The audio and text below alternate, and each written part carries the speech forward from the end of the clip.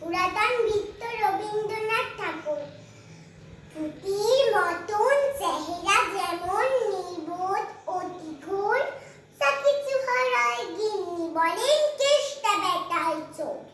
উঠিতে বসিতে করি বাপান্ত, শুনেও শোনে না কানে, যত পাইবে না পাইবে তান, তবু না যে তান মানে।